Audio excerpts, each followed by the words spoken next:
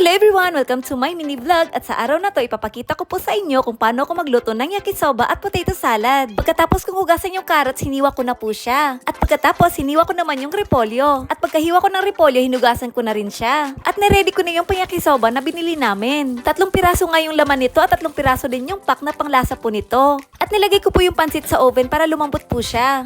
At nilabas ko na yung niripak ko na karne. At hiniwa-hiwa ko po siya. Kasi may mahahaba kasi niyan kaya hiniwa-hiwa ko talaga. At naglabas na rin ako ng wina sausage at hiniwa-hiwa ko po siya ng maliliit. Pwede nga ito lang yung ilagay nyo sa yakisoba kahit wala kayong karne. At nagready na rin ako ng 3 potato at 1 kalahating karot. At hinugasan ko muna bago ko sila balatan. At pagkatapos kong balatan, hiniwa-hiwa ko muna yung potato. At hiniwa ko na rin yung karot. Sa potato salad ko kasi siya ilalagay kaya hiniwa-hiwa ko po siya ng maliliit. At magpapakulo po ako ng tubig at nilagyan ko po siya ng 4 na itlog. At sinama ko na yung hiniwa kong potato at karot. Pwede nyo din sila ihiwalay sa pagpapakulo pero ako sinama ko na lahat. At hinugasan ko na rin yung pang salad namin. Konti nga lang to kasi nakain na namin yung kalahati nito. At kiniskisan ko ng kutsilyo yung balat ng pipino para kuminis siya. At pagkatapos niyan, hiniwa ko na rin. At sinet aside ko muna. At mag-start na ako magluto ng yakisoba. At pinrito ko po muna yung wina sausage. At nilagyan ko po siya konti ng syokosyo. At dahil luto na siya, tinanggal ko muna at nilagay ko po sa plato. At sinunod ko na rin yung karne, niluto ko na rin siya. At nilagyan ko rin siya ng konting syokosyo at pagluto na siya, tinanggal ko na rin siya at nilagay ko sa plato.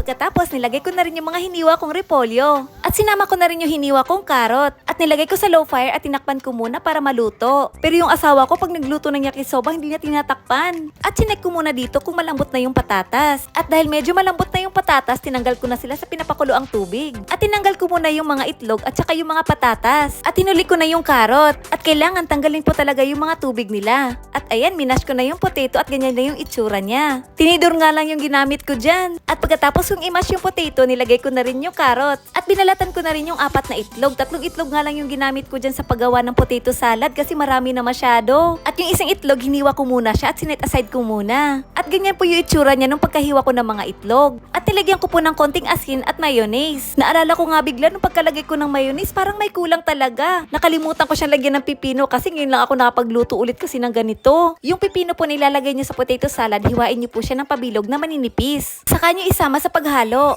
At kailangan po siyang haluing maigi para ma-absorb po yung lasa sa loob. At nung pagkatikim ko, sakto lang yung lasa niya. At dito naman sa kabila, dahil medyo malambot na yung mga gulay, ilalagay ko na yung pansit. At hinalo-halo ko na siya. At pagkahalo ko, nilagay ko na rin yung pampalasa na kasama sa pack. At nilagyan ko na rin ng konting pangyakisoba na sauce. At hinalo-halo ko ulit. At pagkatapos ko siyang haluin, nilagay ko na rin yung pinrito kong wina sausage at yung karne. At hinalo-halo kong mabuti hanggang sa maluto yung pansit. At dahil 5 nga kami at kasama namin dito sa bahay yung anak ng ate ko, niready ko na lang sila ng pang-salad, nilagay ko sa isang platito. At pagkalagay ko ng mga gulay, nilagay ko na rin yung potato salad. At nilagay ko na rin sa gilid yung hiniwa kong itlog. Ito yung naisip kong salad kasi ito lang yung mga gulay na nakita kong natira sa ref. Kasi masisira yung mga gulay pag hindi agad niluto or ginawang salad. At ito po yung laging nilalagay namin sa salad namin, yung pietoro sauce. Ang sarap po niya at malasa po siya. At yung akin naman, yung potato salad ko, nilalagyan ko konti ng pepper. At ito na yung dinner namin for today, yung yakisoba at potato salad. And hanggang dito na lang. Sana nag-enjoy po kayo sa panonood. Thank you for watching. Bye! Arigatou gozaimasu!